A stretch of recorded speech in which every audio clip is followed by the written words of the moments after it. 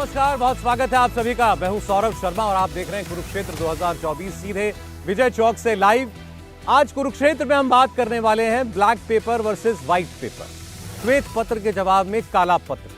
दरअसल भारत सरकार ने ये बजट के दौरान ऐलान किया था कि देश की अर्थव्यवस्था के ऊपर एक श्वेत पत्र जारी किया जाएगा और वो श्वेत पत्र आज वित्त मंत्री निर्मला सीतारमण ने वो संसद में रख दिया है, संसद के सामने पेश कर दिया है। अब इस पर कल चर्चा होगी और उसके बाद वित्त मंत्री का जवाब इस पर आएगा। सैकड़ों पन्ने के इस डॉक्यूमेंट की शुरुआत होती है 2014 में, जिस अवस्था में अर्थव्यवस्था मोदी सरकार को मिली थी। यानी नरेंद्र मोदी जब प्रधानमंत्री बने थे उस वक्त देश की अर्थव्यवस्था का हाल क्या था, इसका विवरण दिया गया है। उसके बाद बताया गया है कि कैसे 2004 से 2014 का काल यानी यूपीए 1 और यूपीए 2 आर्थिक दृष्टि से मिसमैनेजमेंट का, भ्रष्टाचार का केंद्र बना हुआ था। सरकार में पॉलिसी पैरालिसिस था, यानी मनमोहन सरकार फैसले नहीं ले पा रही थी। इसके बाद 2014 से मोदी सरकार बनने के बाद किस तरीके से देश की अर्थव्यवस्था को पटरी पर लाया गया, इसका दावा किया गया है और उससे जुड़े हुए आंकड़े पेश किए गए इस श्वेत पत्र में। हम इस श्वेत पत्र में क्या है उस पर बात करेंगे आज कुरुक्षेत्र में। उससे पहले आज दिन में कांग्रेस पार्टी ने बीजेपी सरकार के इस व्हाइट पेपर के जवाब में अपना ब्लैक पेपर क्यों रखा और उस ब्लैक पेपर पर क्या तंज कसा प्रधानमंत्री नरेंद्र मोदी ने, ये देखिए। आज black pepper against the government निकाल रहे हैं, क्योंकि वो हमेशा अपनी बात को पार्लियामेंट में जब रखते हैं तो बार बार अपनी कामयाबियों को सुनाते हैं और उनके फेल्यूर्स को छुपाते हैं। और जो हम उनके फेल्यूर्स के बारे में भी जब कहते हैं तब भी हमको उतना उसको महत्व नहीं दिया जाता है। तो इसलिए हमने सोचा कि एक ब्लैक पेपर इस सरकार के खिलाफ निकालना और लोगों को बताना, इस दृष्टि से आज हम ये आपके सामने रख रहे हैं। कभी फैशन परेड का भी हमने दृश्य देखा, काले कपड़ों में सदन को फैशन शो का भी लाभ मिला।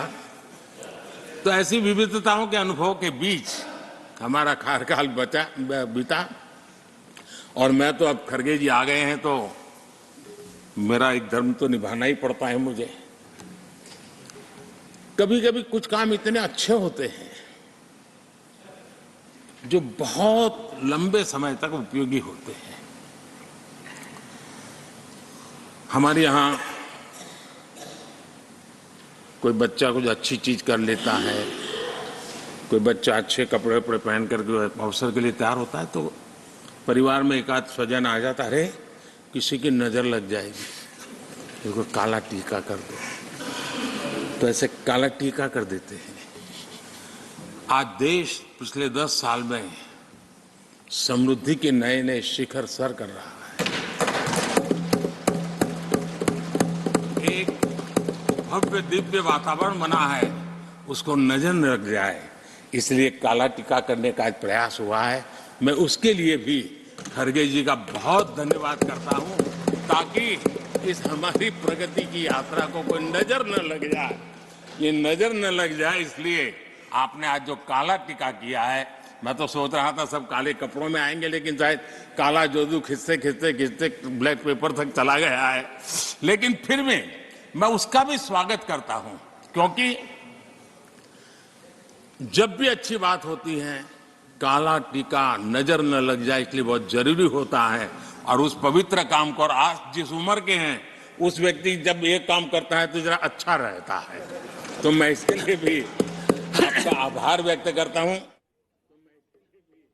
आपने प्रधानमंत्री की बात सुनी कांग्रेस पार्टी के इस ब्लैक पेपर के जवाब में, खड़गे साहब को भी आपने सुना। आइए शुरुआत करते हैं आज कुरुक्षेत्र की चर्चा की। दो मेहमान हमारे साथ हमारे पोडियम पर मौजूद हैं, मंच पर मौजूद हैं। तुहिन सिन्हा जी भारतीय जनता पार्टी से, सिन्हा जी बहुत स्वागत है आपका। देवाशीष जररिया जी कांग्रेस पार्टी से हमारे मेहमान हैं। देवाशीष जी आपका बहुत स्वागत है। ये जो व्हाइट पेपर है, मैं बस इतना बता दूं इसकी, क्योंकि अभी थोड़ी देर पहले इसकी एक कॉपी हमको भी मिली है, लंबा चौड़ा डॉक्यूमेंट है, उसको नहीं पूरा तो नहीं पढ़ पाए, लेकिन 3 हिस्सों में है। भाग 1 में 2014 की अर्थव्यवस्था और नुकसान की विरासत, ये शीर्षक है। भाग 2 में व्यापक भ्रष्टाचार का जिक्र है, यानी 2004 से 2014 के बीच के भ्रष्टाचार का।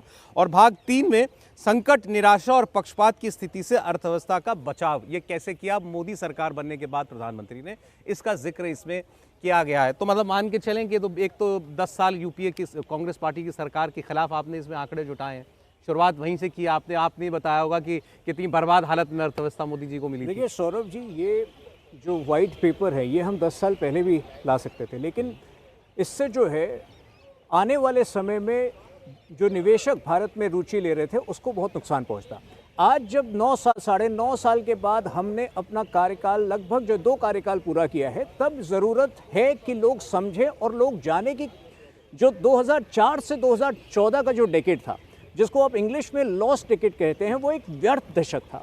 और उसका जो है विवरण काफ़ी डिटेल में उसमें किया गया है। देखिए, जब वाजपेयी जी की सरकार 2004 में गई तो उस समय जीडीपी का जो दर था वो लगभग 8% था। और हमने क्रेडिट भी दिया है कांग्रेस को, भले ही कांग्रेस ने मेहनत नहीं किया हो, पहले 4 साल में जो वाजपेयी जी के रिफॉर्म्स थे और जो ओवरऑल ग्लोबल इकोनॉमी में बूम था, उस वजह से इन लोगों ने उस दर को मेंटेन किया। लेकिन 2008 में जो ग्लोबल रिसेशन हुआ, उसके बाद इनमें वो क्षमता नहीं थी कि ये देश की आर्थिक व्यवस्था को बचा पाए। ना तो इन्होंने इंफ्रास्ट्रक्चर में इन्वेस्ट किया, ना तो इन्फ्लेशन की दर को रोक पाए। लगभग आधे से ज़्यादा महीनों में जो यूपीए 2 की सरकार थी, उसमें इन्फ्लेशन दर जो था या तो 10% की रेंज में था या उससे अधिक था। और आपको पता है कि किस तरह इन्होंने पेट्रोल की प्राइस को आर्टिफिशियली कम करने के प्रयास में इतने ऋण लिए कि उसका खामियाजा कई सालों तक हमारी सरकार को भुगतना पड़ा। तो ये सारे कारण थे जिसकी वजह से अंत में जब इनका कार्यकाल पूरा हुआ तो 2014 में जब ये पहली बार आए थे तो 8% का जीडीपी दर था। जब ये गए तो आखिरी वर्ष में जीडीपी दर इस देश का 4.6% था।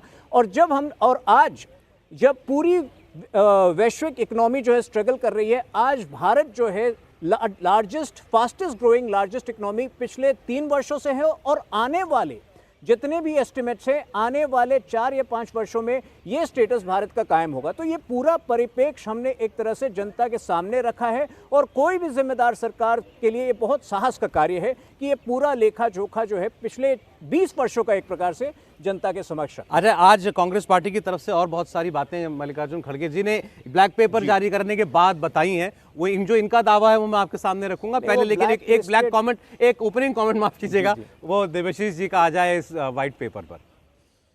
देखिए सौरभ जी, मैं एक तो आभार व्यक्त करता हूँ कि भारतीय जनता पार्टी का, कि भागते भागते संसद को नीचा दिखाते हुए, सांसदों को बाहर करते हुए एक प्रयास, नेगेटिव प्रयास सही, लेकिन एक प्रयास तो भारतीय जनता पार्टी की तरफ से हो रहा है। और अच्छा है, इस देश को देखना चाहिए। संसद में विश्वास मुझे लगता है इससे बढ़ेगा।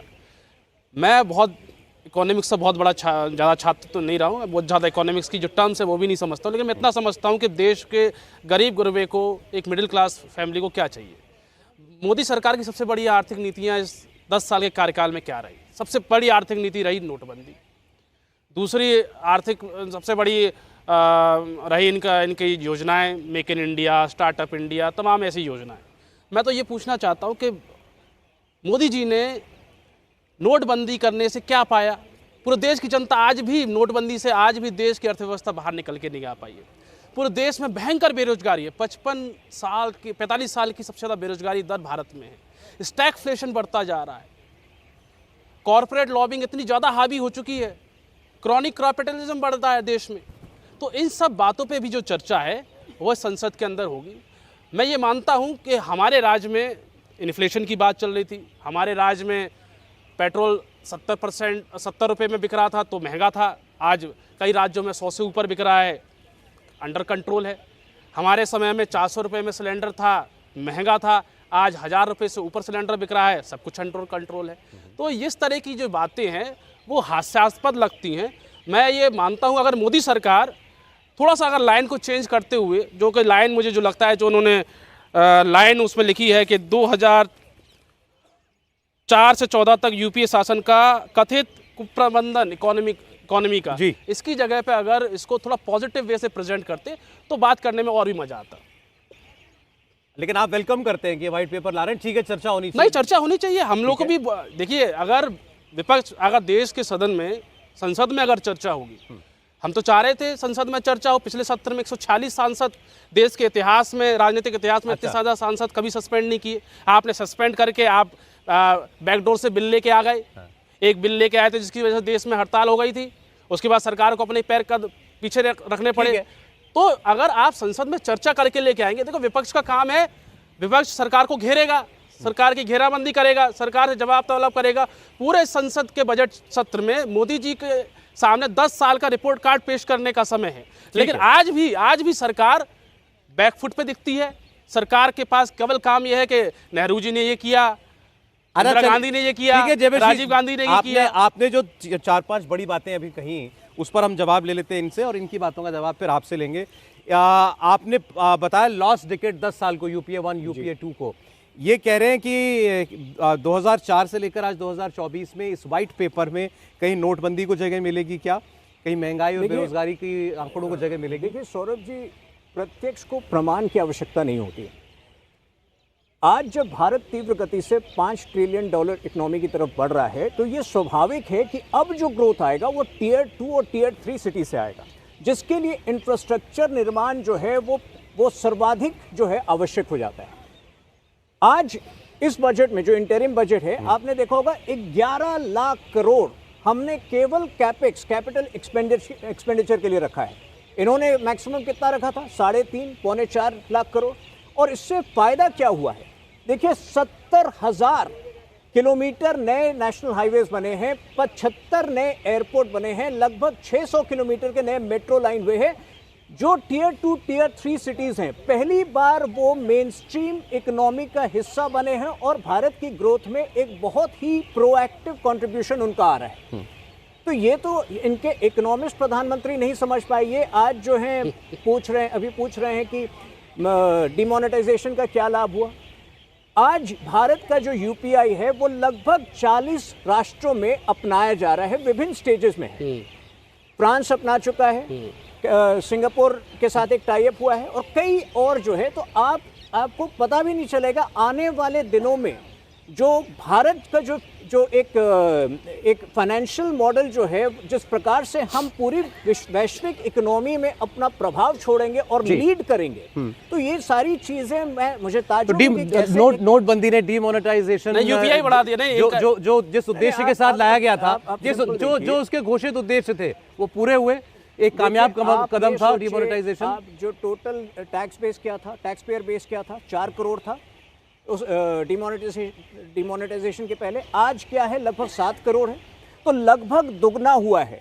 डिमोनेटाइजेशन के फायदे इनको नहीं समझ में आएंगे। ये कहेंगे इतने लोगों की मृत्यु हुई, ये कहेंगे कि इतने लोगों की मृत्यु हुई लाइन में खड़े हुए, लेकिन वो भी जो है ये प्रमाणित नहीं कर पाएंगे।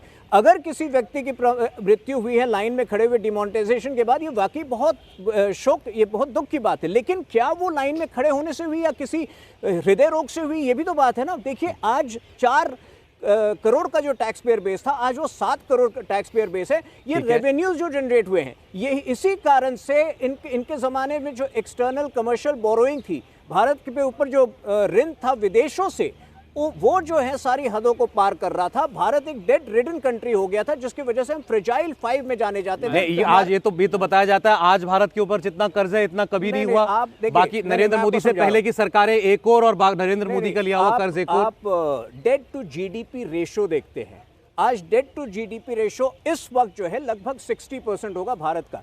कोई भी जो डेवलप्ड इकोनॉमी है, आप जापान या यूएस का देख लीजिए, सब वो 100% से ऊपर है। आपको ऋण तब मिलते हैं जब जब पूरा विश्व जो है आपकी क्षमताओं पर यकीन करता है कि आप उसको पे बैक कर पाएंगे। और भारत आज वो विश्वास जगा पाया है पूरे विश्व से। आज भारत में जो इन्वेस्टर ट्रस्ट है वो अभूतपूर्व है, अप्रत्याशित है। ये कांग्रेस के जमाने में नहीं था। तो जो डेट टू जीडीपी रेशियो है आज भी पूरी तरह से अंडर कंट्रोल है। जो फिस्कल डेफिसिट है इस साल का टारगेट है 5.8%, डिस्पाइट ये कि ये इलेक्शन ईयर है। इलेक्शन ईयर में आमतौर पर सरकारें जो हैं अक्सर खर्चीले हो जाती हैं। हमने इस बार कोई स्पेशल प्रावधान नहीं दिया है, इनकी तरह लॉलीपॉप से, इनकी तरह फ्रीबीज की घोषणा हमने नहीं की है। ये विश्वास हमें अपने कार्यों में है और पूरे विश्व को आज भारत की अर्थव्यवस्था में। लेकिन इन्होंने तो नोटबंदी को कामयाब बता दिया और भी काम बता दिए जो इस 10 साल के दरमियान हुए। मैं बता देता हूँ कि नोटबंदी ही पूरी तरीके से एक डिज़ास्टर स्टेप रहा है और इसलिए बार बार मोदी जी ने अपने भाषण में कभी भी इतनी सारी बातें कही अर्थव्यवस्था पर, लेकिन नोटबंदी को जस्टिफाई करने की कोई बात उन्होंने कही। अगर आपने कुछ सुना हो तो वीडियो मुझे भी सुना दीजिए जिसमें वो कहे नोटबंदी। देखिए, भारतीय अर्थव्यवस्था पूरी तरीके से एक कैश बेस्ड इकोनॉमी थी और आज भी जब आप बोल रहे हैं कि यूपीआई बढ़ा है तो आप बता दीजिए कि देश में कैश का जो ट्रांजिशन है वो भी कितना बड़ा है, वो आंकड़े आप जुटा सकते हैं। मेरा कहने का मतलब ये है कि आपने एक तरीके से पूरी अर्थव्यवस्था को सिकोड़ दिया। पूरे देश में देश में जो स्मॉल मीडियम सेक्टर इंडस्ट्रीज़ होती हैं ये सबसे ज़्यादा नौकरियां उत्पन्न करती हैं। आज स्मॉल मीडियम सेक्टर की जो इंडस्ट्रीज़ है वो बंद हो गई। आप तो टेलीकॉम इंडस्ट्री को उठा के देख लीजिए। मुझे अच्छे से याद है जब मैं स्कूल कॉलेज में पढ़ता था इस देश में 6-7 टेलीकॉम इंडस्ट्रीज़ होती थी, बड़ी बूम कर रही थी। हम लोग चाहते तो इसको ले लेते थे, उसको लेते थे, मोनोपोली नहीं थी। आज 1-2 कंपनियों की मोनोपोली है। आज हमारे नेटवर्क में नहीं आए, इसमें नहीं आए तो एक कंपनी है या तो दूसरी कंपनी है, कोई ऑप्शन नहीं है। तो पूरी तरीके से देश की अर्थव्यवस्था में मोनोपोलाइज हुआ है, मोनोपोली बढ़ी है। ऐसे लोग कुछ चंद उद्योगपति, उनके लिए आपने देश के सारे संसाधन खोल दिए गए हैं। टेलीकॉम की बात कर लेते हैं। देश का टेलीकॉम फुटप्रिंट बढ़ा है या घटा है? देखिए, अब जब देश की अर्थव्यवस्था बढ़ रही है, देश के जनसंख्या बढ़ रही है, डिवाइस सस्ते हो रहे हैं तो बिल्कुल फुटप्रिंट बढ़ेगा। डिवाइस सस्ते हो रहे हैं। हाँ, सस्ते हो रहे हैं। मोबाइल का बिल, डेटा का बिल जो बढ़ रहा है, बढ़ रहा है, बिल्कुल बढ़ रहा है। प्रधानमंत्री ने अभी अपने भाषण में कहा था अपने एक भाषण में सबसे दुनिया का सबसे सस्ता डेटा भारत में मिलता है। नहीं, हमारे यहाँ तो और सस्ता मिलता था पहले। आज देखिए हर कंपनी डेटा का रेट बढ़ा रही है। जो पैक आज 90 रुपए मिल जाता था आज वो 250 रुपए में मिल रहा है। नहीं, मैं ये कह रहा हूँ कि ये अच्छा होता है, टेलीकॉम इंडस्ट्री के लिए अच्छी बात होती है कि दो बड़े प्लेयर्स की जगह 6-10 बड़े प्लेयर्स होते हैं। नहीं, लेकिन ये भी एक हकीकत है कि देश में मोबाइल फोन यूजर्स की संख्या कितनी बढ़ गई है। देखिए, आप बिल्कुल देखिए सूचना प्रौद्योगिकी पर सेंटर का सब्जेक्ट है, ठीक है, एक गंभीर विषय है। अगर एक ही कंपनी की मोनोपोली होगी सूचना पर, कम्युनिकेशंस पे होगी, तो क्या देश की सुरक्षा के लिए खतरा नहीं है क्या? हम लोग सारे आज देखिए, अगर MTNL और BSNL जैसी सरकारी कंपनियां डूब जाती हैं और सरकारी उपक्रमों में, अच्छा आपने याद दिलाया, मैं क्योंकि सरकारी उपक्रमों में भी अगर मैं तो आपको प्राइम मिनिस्टर की स्पीच का हवाला दे रहा हूं जी। उन्होंने राज्यसभा की स्पीच में ये कहा था कि MTNL BSNL को बर्बाद किया था यूपीए शासन ने। देखिए, आपने 2G 3G के जो स्पेक्ट्रम के घोटाले का आरोप लगाया, वो सब कुछ प्रूव नहीं हुआ। उस समय क्या कहते हैं, आपने पूरा हंगामा मचाया, तत्कालीन कैग भी इसमें इन्वॉल्व थे और उसके बाद जब बिड लगी तो आपकी बिड तो हमारे टाइम में नहीं लगी, बिड तो आपकी सरकार में ही जाके लगी है, स्पेक्ट्रम आपकी सरकार में जाके बटे हैं, है ना? तो किसका दोष है ये तो बताना चाहिए भारतीय जनता पार्टी को। आपने मोदी जी ने बड़ी बड़ी बात की कि हम देश की इकोनॉमी को बड़ा बनाएंगे, देश के उपक्रमों को हम लोग आगे ले जाएंगे। तो भाई आपने जियो को फ़ायदा पहुंचाया। जब जियो खुलता है तो प्रधानमंत्री मोदी जी का ऐड आता है अखबार में। पेटीएम जैसी कंपनियां प्रधानमंत्री मोदी के नाम पे आती हैं। अच्छा, मुझे तो एक ध्यान है, एक फ़ोन भी आया था, देश का सबसे सस्ता फ़ोन, और उसका भी एडवर्टाइजमेंट मोदी के नाम से और उनका चेहरा लगाकर हुआ। बड़े बड़े अखबारों में फ्रंट पेज पे खबर छपी और जब लोगों ने उसमें पैसा इन्वेस्ट कर दिया तो कंपनी फ्रॉड निकल गई। अच्छा, इसमें एक चैप्टर जो है घोटालों का भी है व्हाइट पेपर में, उसमें सबसे ऊपर 2G का नाम है, 2G घोटाला। हाँ, तो बताइए, 10 साल हो गए आपको, आपने कितने लोगों को जेल भेजा, कितने लोगों को सजा करा दी 2G में, कोलगेट में कितने लोगों को सजा कर दी। भाई आपके पास सत्ता है, आप बताइए। जरा प्रधानमंत्री मोदी के ऊपर कुछ लिखने भर से लोग जेल में पहुंच जाते हैं, कुछ बोल देने भर से ED CBI इनकम टैक्स की रेड पड़ जाती है। अब आप यकीन नहीं मानिएगा, मैं तो बहुत छोटे से शहर से आता हूँ, स्टूडेंट राजनीति से पॉलिटिक्स में आया। कल अब चुनाव आ गए नज़दीक तो मुझ जैसे अदने से व्यक्ति को, छोटे से कार्यकर्ता को भी इनकम टैक्स का नोटिस पकड़ा दिया। 13 तारीख को समन किया यहाँ पर। अच्छा, हाँ बिल्कुल। तो ये मोदी सरकार आजकल तो ये देखिए विपक्ष का छोटा बड़ा कार्यकर्ता नेता कुछ नहीं देख रही है। तब मुझे मालूम नहीं था, मैं इतने बड़े आदमी से बात कर रहा हाँ, हूँ। मैं खुद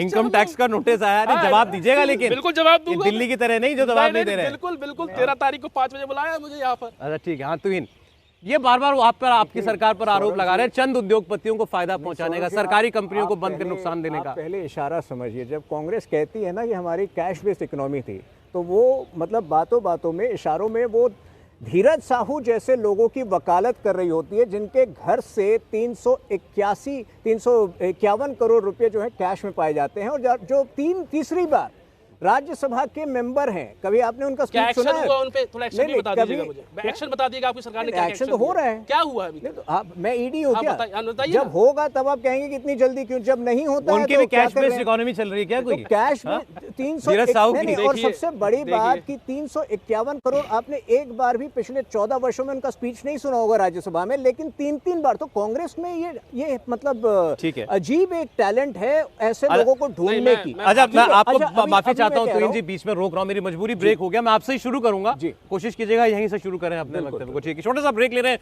देखते रहिए कुरुक्षेत्र, लौट रहे हैं जल्द।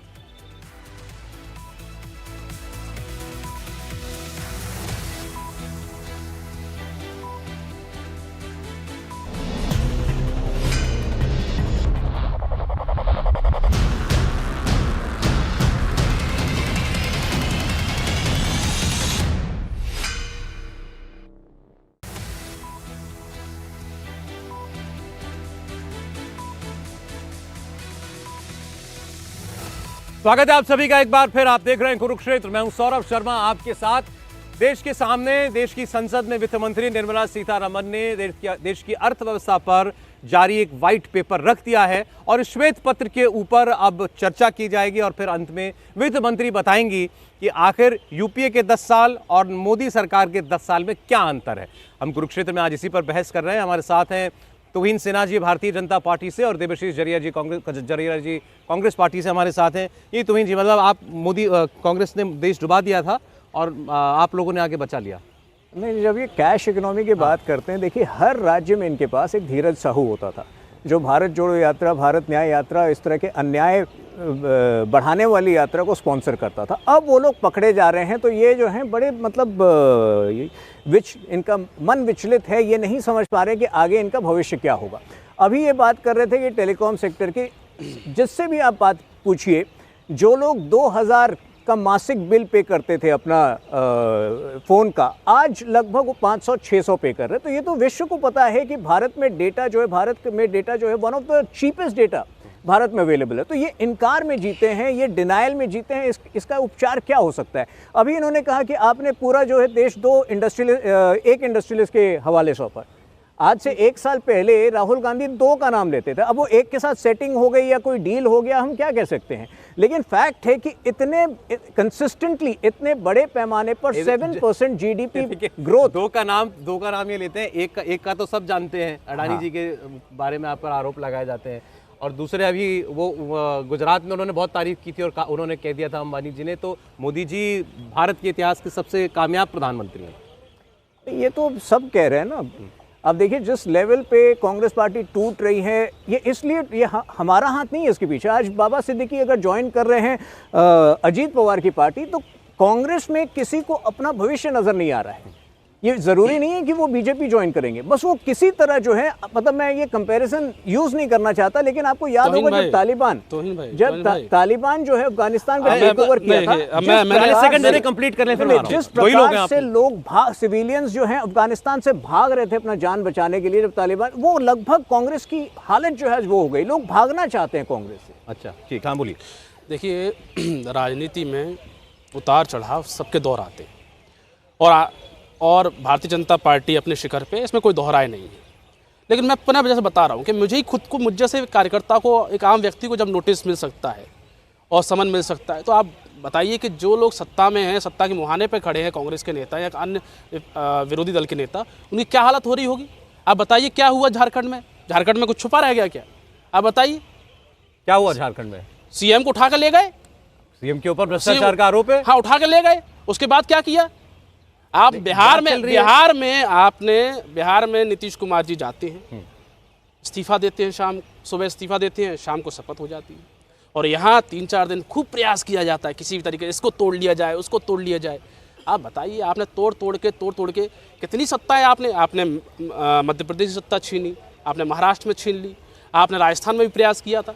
तो भारतीय जनता पार्टी दबाव की राजनीति करती आई है, ये देश की जनता पूरी तरीके से जानती है। ईडी, सीबीआई, आईटी, ये सब उनके एक वो हमारे लिए तो एक सुप्रीम कोर्ट ने एक कहा था उस समय कि सीबीआई तोता है। अब इनके राज्य में तो सीबीआई, हाँ जी, एक कमेंट दिया था, तो सीबीआई तोता है, इनका तो कुत्ता है, बैल है, भालू है, गधा है, इनके तो सब कुछ है। ये जिस तरह से चल देते हैं वैसे होना चालू हो जाता है। तो मेरा कहने का अर्थ आपने यूं जोड़ा इसको व्हाइट पेपर से कि इनकम टैक्स के नोटिस भेज रही है सरकार अपने सारे विरोधियों को। सब कुछ कर रही है। देखिए, साम दाम दंड भेद किसी भी तरीके से सत्ता में रहना है। और रही बात इसमें, तो मैं तो कुल मिला के एक सीधा सा प्रश्न पूछना चाहता हूँ कि मोदी जी बताएं, क्या इस श्वेत पत्र में बताएंगे कि हमने 2 करोड़ रोजगार दिए कि नहीं दिए युवाओं को? मोदी जी की नज़र में पकौड़ा तलना भी रोजगार हो जाता है। उस मानसिकता से मोदी जी कब बाहर निकलेंगे? मोदी जी की मानसिकता तो ये है कि साफ सफाई करना, वो नल्ले साफ करना, वो भी एक स्पिरिचुअल काम है। तो इस मानसिकता के व्यक्ति जो है इसमें तो बताया जाएगा रोजगार के विषय में भी, तब क्या हाल था, अब क्या हाल है? देखिए, ESIC का डेटा अगर आप देखें तो निरंतर हर वर्ष जो है, और वो प्रोविडेंट फंड से लिंक्ड होते हैं वो नाम, हर वर्ष जो है लगभग 8 से 10% का इजाफा हो रहा है उसमें।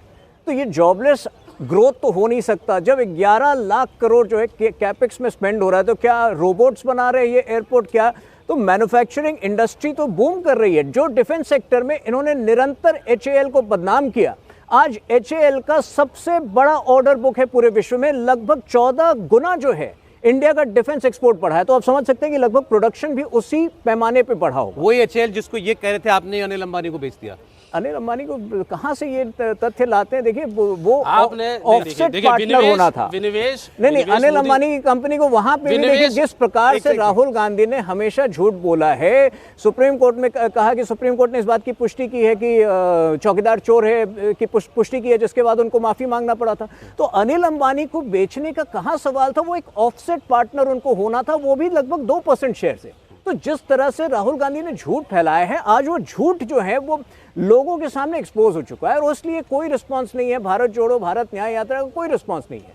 देखिए, जिन लोगों ने आर्थिक उत्पीड़न किया था नॉर्थ ईस्ट के राज्यों में, नॉर्थ ईस्ट के राज्यों को मैं कनेक्टिविटी से वंचित किया था, वो मतलब दिल्ली तक आने में उनको 3 दिन लग जाते थे, या गुवाहाटी से उनको जो है अरुणाचल में तवांग जाने में 2 दिन लग जाते थे। आज घंटों में पहुंच रहे हैं। मोदी जी तो आज तक नहीं पहुंच पाए मणिपुर के अंदर। कनेक्टिविटी इतनी अच्छी होने के बावजूद मोदी नहीं पहुंच पाए मणिपुर। तो आप लोग देखिए, 2017 मार्च से लेकर अप्रैल 2023 तक तो बताइए ना कि मोदी जी मणिपुर क्यों नहीं पहुंच पाए? प्रगतिशील समय था मणिपुर के अंदर। मोदी जी मणिपुर क्यों नहीं पहुंच पाए? आप लोगों ने जो आपने इतनी अच्छी कनेक्टिविटी कर दी है, तो मोदी जी नहीं जा पा रहे वहां पर। जरूरी नहीं है। क्यों नहीं है जरूरी? नियंत्रण क्यों नहीं है जरूरी? राहुल गांधी का काम है। क्यों नहीं है जरूरी? क्या मणिपुर देश का राज्य नहीं है? क्या मणिपुर में हिंसा नहीं हो रही है? क्या क्यों नहीं है मणिपुर? वहां रहकर आए हैं। भारतीय जनता पार्टी के हमारे, क्योंकि हमें मोदी का जाना जरूरी नहीं है। जो कार्य मोदी जी का जाना केवल वहां जरूरी है जहाँ चुनाव हो रहे हैं, जहाँ सरकारें गिरानी है, केवल वहां जाना जरूरी है। आपका काम है आग भड़काना। राहुल गांधी सबसे पहले पहुंचे जहां उनको नहीं जाना था। भेजिए ना मोदी जी को, आज ही भेजिए। मोदी जी कहने में नहीं जाएंगे, स्थिति आज नियंत्रण में लाना। किसके कहने पर जाएंगे? अच्छा,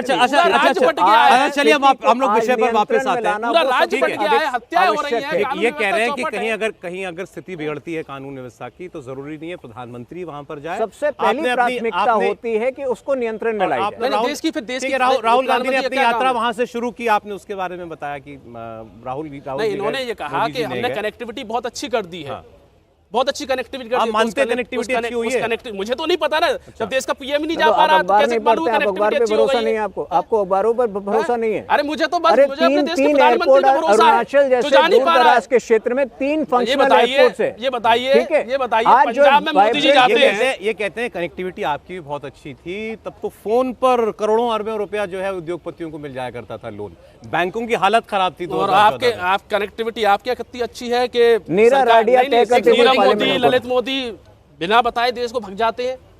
ठीक है, मोदी जी दावा करते हैं कि हम तो राम को ले आए, भारतीय जनता पार्टी बोली हम राम को ले आए, लेकिन नीरव मोदी, ललित मोदी को आज तक नहीं लेके आ पाए। भाई बताइए, आप देश में इतने ताकतवर लोग हैं तो कहाँ मैं गए देता हूं ये लोग? जवाब कहाँ? इसका। रोज ट्विटर पे दिखते हैं, कभी ये सेलिब्रेशन कर रहे हैं, कभी वो सेलिब्रेशन कर रहे हैं। देखिए, ये मैं देश इसका का कोई जवाब देता हूँ। 35,000 चलिए, करोड़ लेके भाग गया, आपने कोई सवाल 40,000 पूछा, करोड़। आपने सवाल पूछा, मैं इसका जवाब देता हूँ। देखिए 3-4 ये जो लोग भागे हैं ना, ये इसलिए भागे क्योंकि इनका यहाँ जीना, वैसे ही इनका काम मुश्किल हो रहा था। ललित मोदी इनमें एक ही थे। जो 2 हमने लैंडमार्क रिफॉर्म लाए हैं, इंसॉल्वेंसी और बैंक्रप्सी कोड और फ्यूजिटिव इकोनॉमिक ऑफेंडर्स बिल, विशेष तौर पे फ्यूजिटिव इकोनॉमिक ऑफेंडर्स बिल की वजह से बहुत लोग जो भागने वाले थे अब नहीं भागते, क्योंकि उनको पता है वो बाहर रहेंगे लेकिन उनकी संपत्तियां जब्त हो जाएंगी। ये आपके जमाने में नहीं हुआ था। अरे आप तो ये बताइए महोदय कि ये भाग कैसे गए आपकी सरकार के नीचे से? तो 2-4 लोग आप लोग का कैसे भाग गए शरण आप? था, अच्छा, हम लोग का शरण था उस पर। सीआरपीएफ किसके अंदर आती है, सीआईएसएफ इनका किसके अंदर काम आती है? तमाम हो रहा था, इनका तमाम यार, काम तो लेके आइए तमाम हो रहा था यहाँ अच्छा, पर। चलिए, हमने भगा दिया। अच्छा, आप कर नहीं पाए। आम आदमी पार्टी से दिल्ली के विधायक भी हैं, राजेश गुप्ता जी जुड़े हैं हमारे साथ। राजेश जी, बहुत स्वागत है आपका। और देश के सांसद बहुजन समाज पार्टी से मलूक नागर जी हमारे साथ जुड़े हैं। मलूक जी, बहुत स्वागत है। आपने तो देख लिया होगा वो श्वेत पत्र, उसी पर चर्चा कर रहे हैं। आप पार्लियामेंट से निकल के आ रहे हैं सीधे, तो बताइए क्या हालत 2004 से 14 क्या हालत थी, 14 के बाद से देश क्या बदला? अभी तो मैं सीधा अंदर से आया हूँ और इसीलिए लेट हो गया। वो जल का पॉल्यूशन और संसाधन और उसको संभालने का कैसे, उस पर चर्चा चल रही है। वो तो परसों आएगा, अब तो 2 दिन एडवांस चल रहे हो। बेसिकली क्या है जो मुझे लगता है कि 2024 के चुनाव से पहले ये फाइनल जंग होनी है सरकार की और विपक्ष की, और विपक्ष में सारी पार्टियां आती हैं, और वो जो खास करके सरकार अटैक करने के मूड में है वो कांग्रेस पे है। और जो 2004 से 2014 तक का जो कार्यकाल था, उस 10 साल में क्या क्या काम हुए, कैसे कैसे हुए, वो उसमें कमियां ढूंढने की कोशिश करेंगे। उस 10 साल में आप कहाँ थे, इस 10 साल में कहाँ थे, और अब कहाँ हैं, ये तो बताइए। बताता हूँ। बसपा कहाँ मुझे है? लगता है कि बल्दले में जो कांग्रेस ने ब्लैक पेपर जो अनाउंस करा है, वो इस 10 साल में निकालने की कोशिश करेंगे कहाँ कहाँ क्या क्या कमी रही।